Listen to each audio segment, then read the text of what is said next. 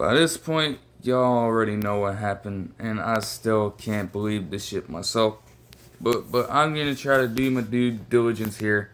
I'm gonna try to break this shit down. Now the game started out favorably for the Ohio State defense, and a drive was being mounted early with some good catches by Carnell Tate, Jeremiah Smith, and the like. You know, in a game like this, you're bound to take any ounce of momentum that you can get. So, I mean, even though I was not necessarily like pumped about them getting into a 4th and 5 on the Michigan 11-yard line and settling for a field goal, I'm like, okay, you know what I'm saying? 3 points in a game like this are so heavily important. Why not be content with that? You're making good progress. Little did we know, you get more contributions from there. And Ohio State defense, who happens to be one of the best red zone defenses in college football coming into the game, they get a goal line stand, stopping Kalel Mullings short of the line of game. And from there, you're thinking, okay, they are pinned back deep, but as long as you can play a favorable field position type of ball game, you should be good with this ensuing possession. Instead, Will Howard throws a tough, stupid interception to one of the Michigan cornerbacks, and that spots them a free possession on the 2-yard line. Easily punch that in within 2 plays to take them up 7-3. Then madness would ensue for the Ohio State unit. Yes, they would force Michigan to punt afterwards. But we get in the spots where you get in field goal range. And Jaden Fielding, who happens to be one of the better kickers in college football, misses his first field goal of the game. Then they go into another spot after a punt on Michigan's possession prior. They get into 3rd and 8 on their own 9-yard line, and for whatever reason, they choose to run the football. Like, I couldn't really fathom that. Why are we even running the football on 3rd and long? When has that ever worked out for anyone? I'm really not sure where Chip Kelly or Ryan Day, whoever made the call there, I'm not sure where their head was at. But, to be honest, it does get much worse from that point. They clearly didn't learn their lesson, so that's foreshadowing, right? They would force Michigan to kick another field goal. And then they, with 2 minutes and 15 seconds left, started a drive out that they quite simply had to have. Will Howard, over the course of this possession, like, he would get himself completely walloped by a Michigan defender. And, I mean, hey, as rough as it was, he was able to get back into the game and play on this specific drive, throwing some dimes to the usual suspects. And on 1st and goal from the 10-yard line, a touchdown to Jeremiah Smith was thrown, giving them a solid amount of momentum going into the half, even ball game.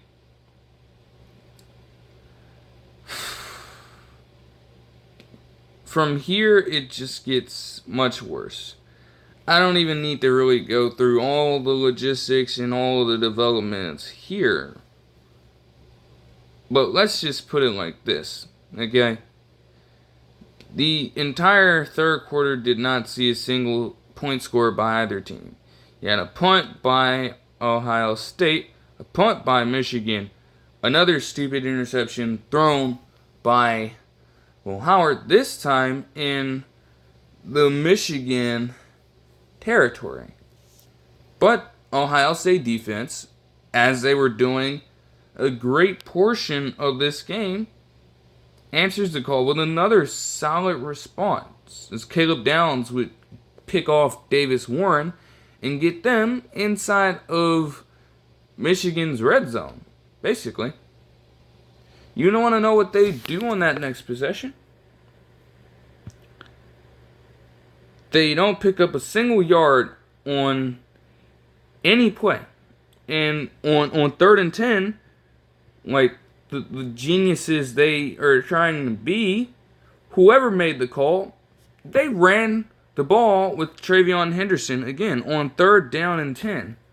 Waste of a drive right there. That was a chance for great momentum in that ball game. I'm not going to lie. And that is certainly a drive that they would have wanted to have back the way things ended up going. Just a complete waste. To add insult to injury, Fielding missed another field goal here.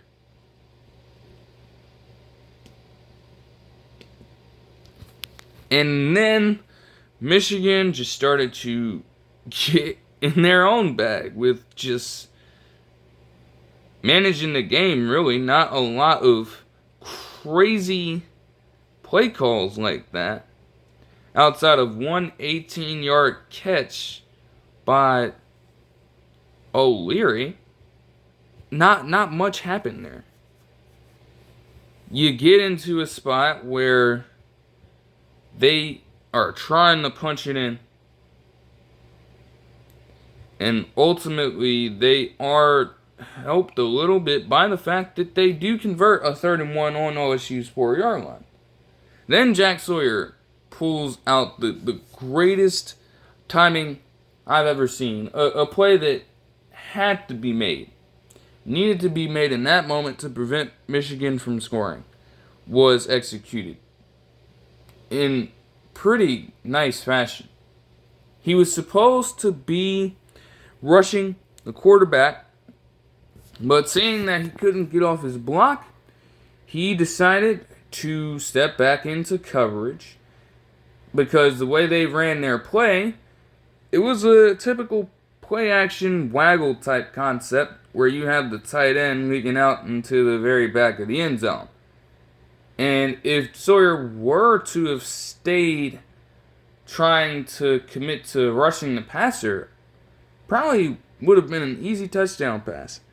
Instead, he gets back out, and just in the nick of time, he sees the ball coming, he's able to pick it off and give the offense enough space to work with and a chance to pay it forward.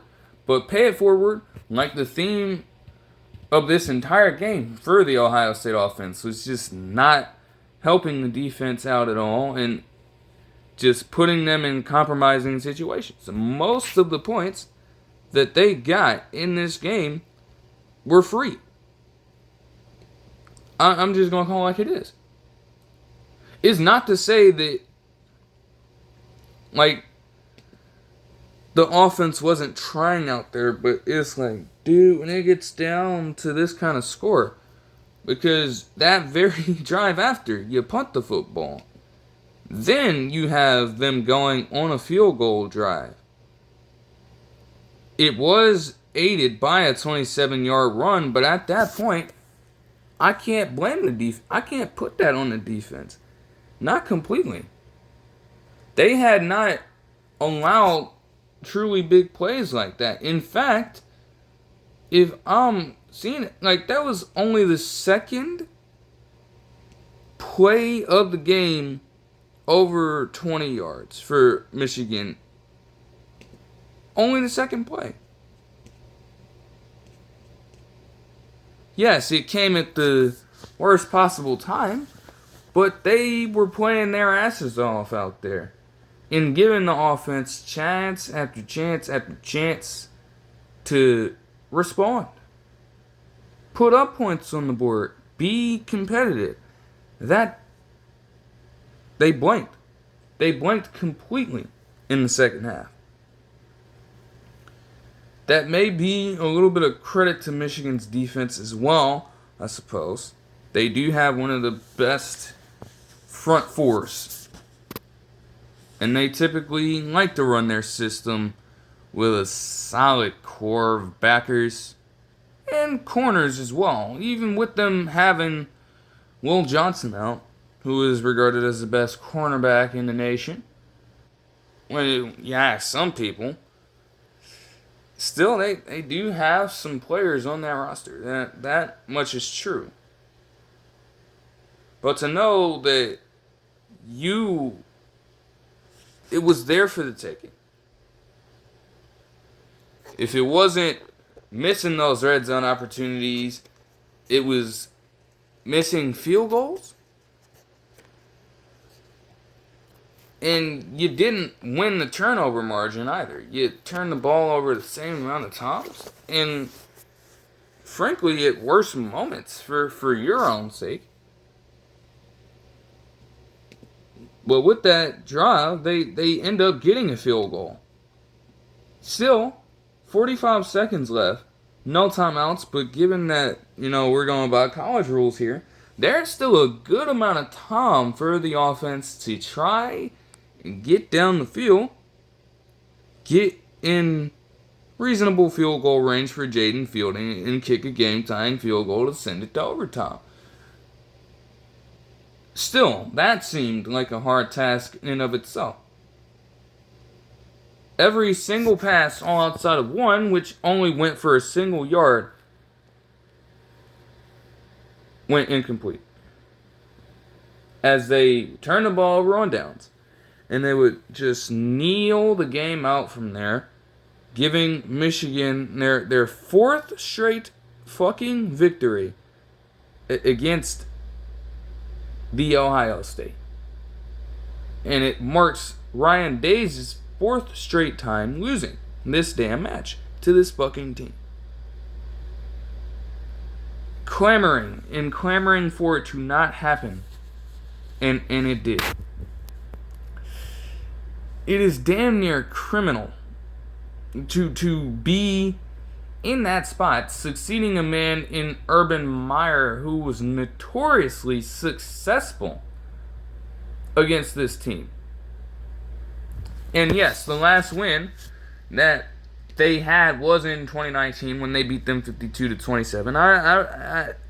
I was remembering that, but I guess for whatever reason I wasn't crediting Ryan Day with that. And obviously he was the coach at that point. So he does have that. Outside of that, you haven't won against them in this decade. Do you know? I know many the Ohio State fans are still just lost, confused, very discontent with this. It's damn near borderline criminal to lose that many times to that arch rival fucking school. Of course, there are more layers to this. I mean, I don't really have to go into a numbers thing. You're not going to really see much flash. That's not what the game's about. In its purest form, it is smash mouth football. I will throw out this. In 22 straight meetings before this particular iteration of the game, the team who won the battle in the trenches by gaining more rushing yards won the match. That would extend to 23 as Michigan did have the upper hand in that aspect, running for 173 compared to Ohio State's 77, which is just porous, by the way. Yes, I can't really make excuses. The facts are they were down some linemen, but still, just 3 yards a pop.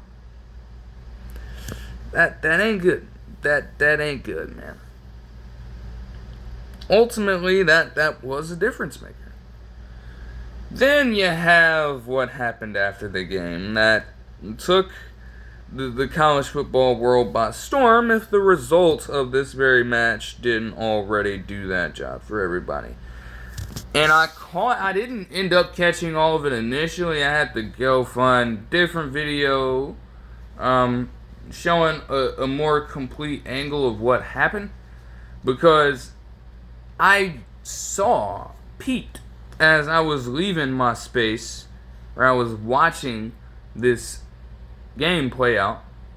We get to the post game, and as the Ohio State band and a few players join in to sing their long-standing fight song, or their, like, I would suppose that the song Carmen, Ohio is the longest, the one that they've had in use for the longest. So it's pretty traditional in that respect. They've had it since the late 1800s, I believe. And they usually do that after every home game with everyone. Join in and sing the song. The Michigan players, on the other hand, at least some guys, would come up behind all of that and try to plant the flag. Plant their Michigan flag with that stupid fucking golden M. Alright? I think they did successfully pull it off. And then all hell broke loose from there. Okay? Because then, the next second, that particular part happened while I was looking down and away from the TV. Because the network was just glitching out, and so it took a temporary pause. Next thing I see, I'm seeing different Ohio State players, reserves, members of the team, trying to surround these Michigan niggas and force them to take that shit down. And surely enough, there were different people grabbing at it, trying to remove it, just throwing it down, trying to rip it apart.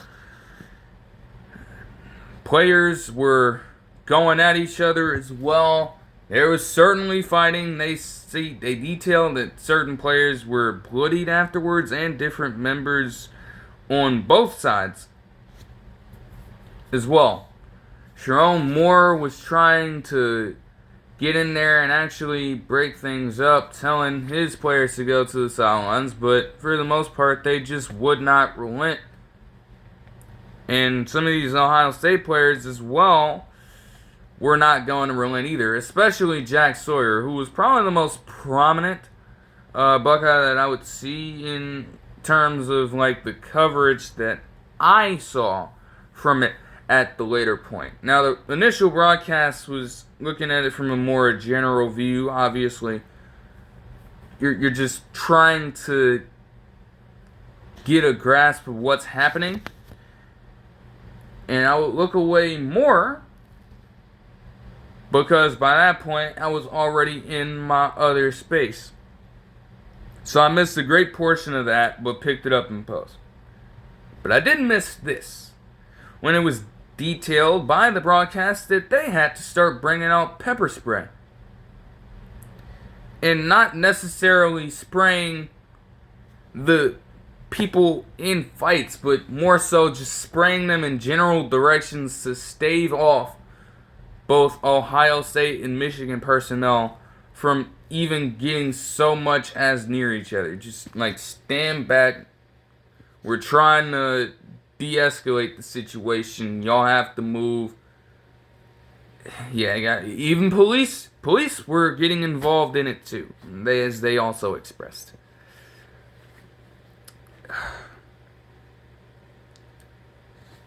And after all of that went down, the field will finally be cleared. No more flag planting took place. And Mullings would actually have the interview. I mean, he was the player of the game for them, and his run did seal it up. Fair is fair, right? Even he can recognize that, hey, you just took things too far.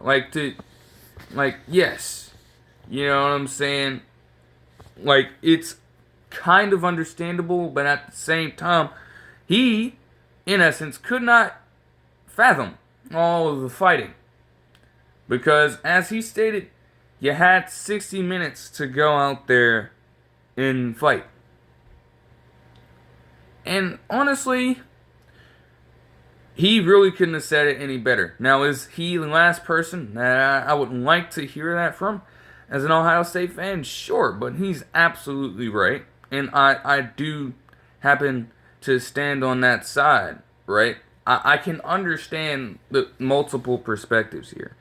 But again, for 3 straight years before this, you've been dealing with all of the talk behind the scenes from multiple sides, not just Michigan staffers or personnel, but the general media telling you that you cannot beat this damn school. You've gone through this for consecutive years. This year represents a chance with one of the most stacked teams in football history, with the net worth ranking as the highest in college football, I believe, if I'm not mistaken, by that stat. This is your chance to not only just go and win a national championship, but finally beat them in this decade. And he would express that, yes, this is the ultimate mission. This is the game of the season. Nothing else truly matters. It always comes down to the game against Michigan. That is known. So what the hell was that display out there? And then for players to do that afterwards, it is a bad look.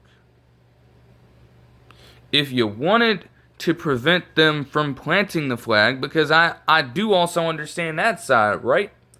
Like, especially with the way they were covering Jack Sawyer in this thing. He was getting he was cussing every single motherfucker out.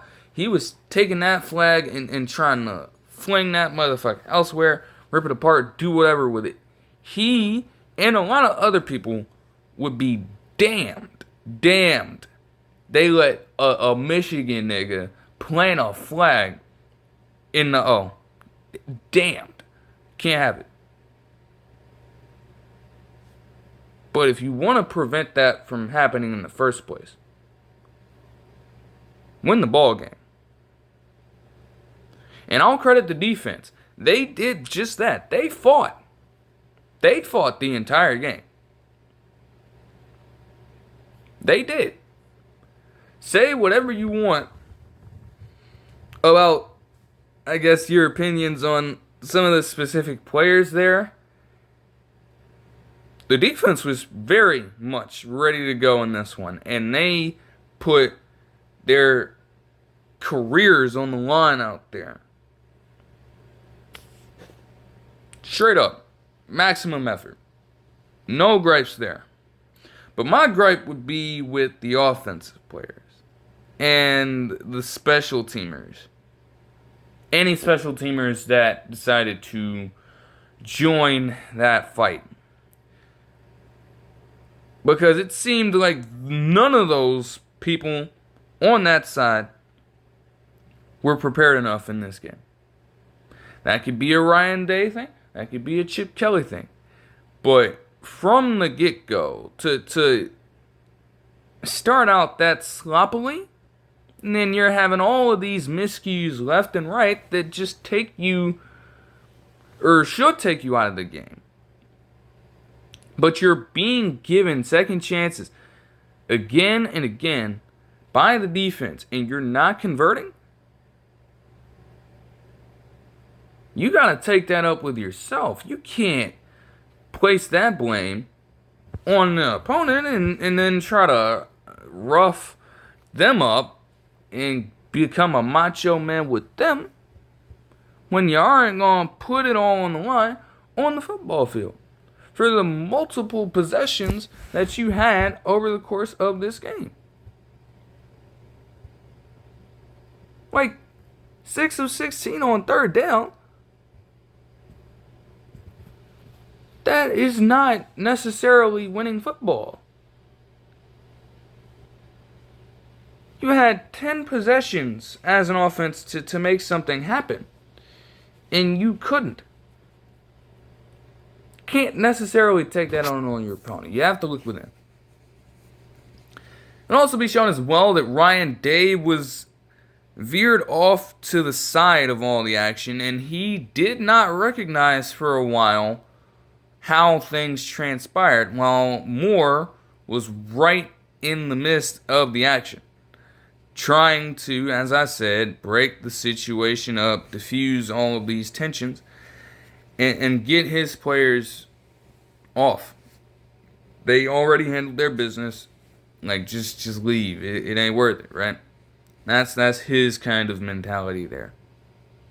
And different analysts were definitely talking about that from an optical lens for Ryan Day, saying that was a bad look on his part and that some things should seriously be considered.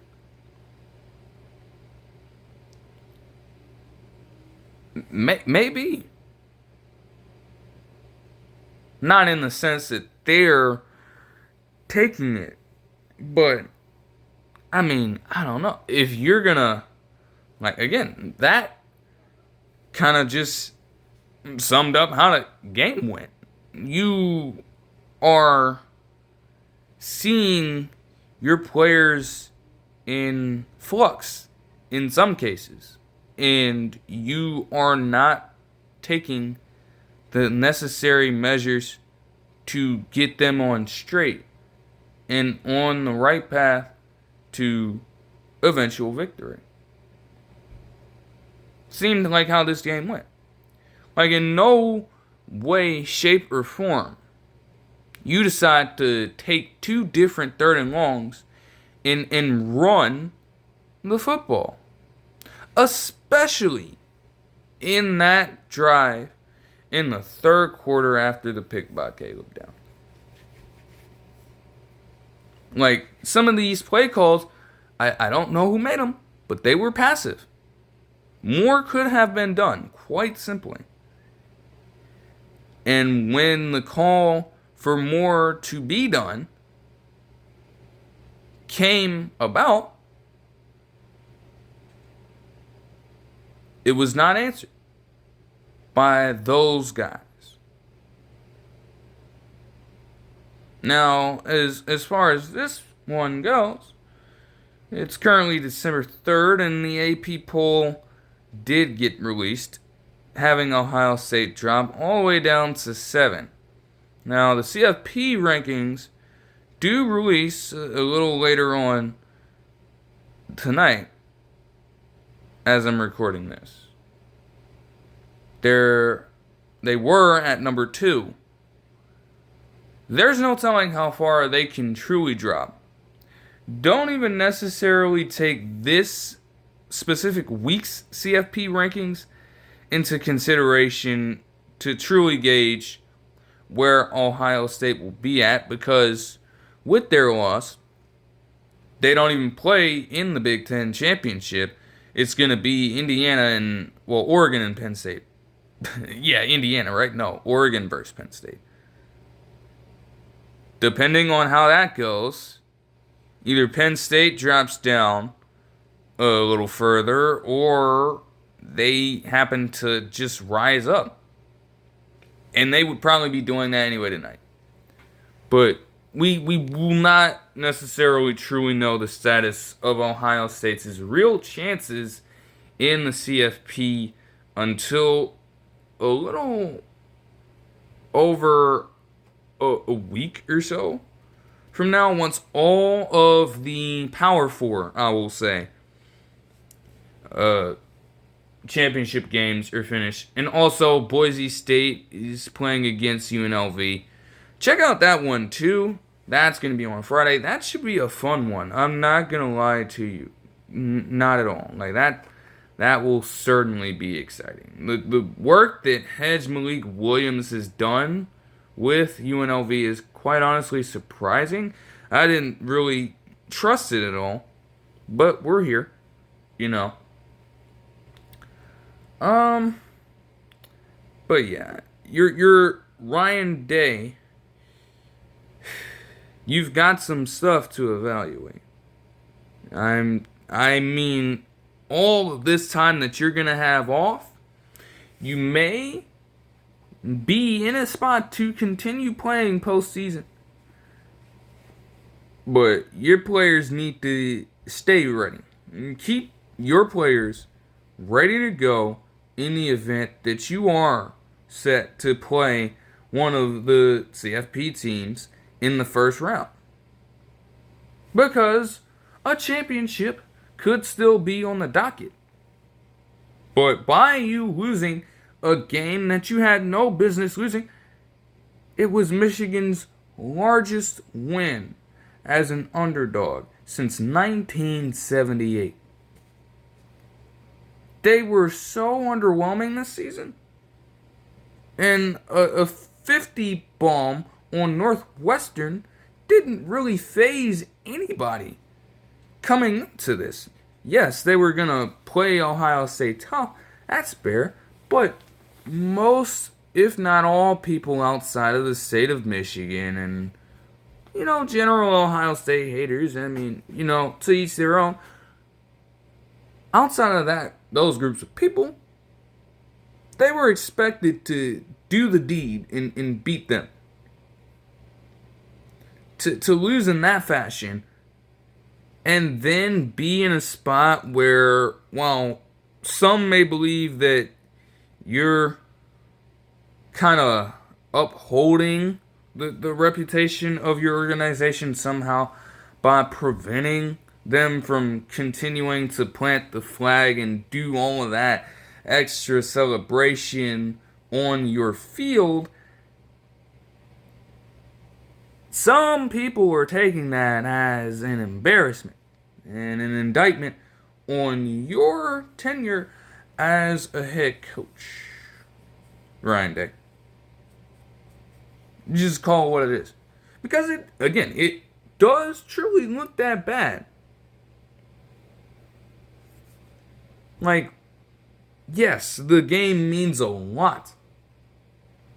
But at the end of the day, you still have to have some ounce of basic respect, right? Man up. Own that you lost the football game. Give them, it's hard. It's hard, but give them their props. And if you're that mad, give them their props. But recognize that you need at some point, because granted, they, at the most, if Ohio State doesn't happen to win a championship this particular college football season, there's a good chance that Ryan Day's time as head coach of the team could be nearing close by the end of the next college football season, if he doesn't get at least a national championship on his resume. And while getting one may prolong it at some point, because you aren't going to have too many more chances if you continue to drop these. If they mean so much to the school that you're representing, you have to beat Michigan at the end of the day. That is priority number one. Like I said, you're succeeding a coach in Meyer who was proficient against that fucking team. They feared him stepping into the stadium and coaching goddamn Buckeyes against them. They feared him. They only beat him one time. One time. And then he went on a streak of consecutive, gut-wrenching, heart-stopping, damn near, adrenaline-enhancing victories against that team. It's not to say that Ryan Day has to necessarily go on such a streak, but at the same time, maybe something like that, I don't even think that can make up for straight fucking losses to the. I know some people that are just not going to take that. That has to change if you want to remain the head coach of Ohio State, man, because there could be a very short leash. Seriously, like it's not looking that optimal right now. But that'll do it for this one. I hope you guys enjoyed the video, and I will see you guys in the next one. Peace.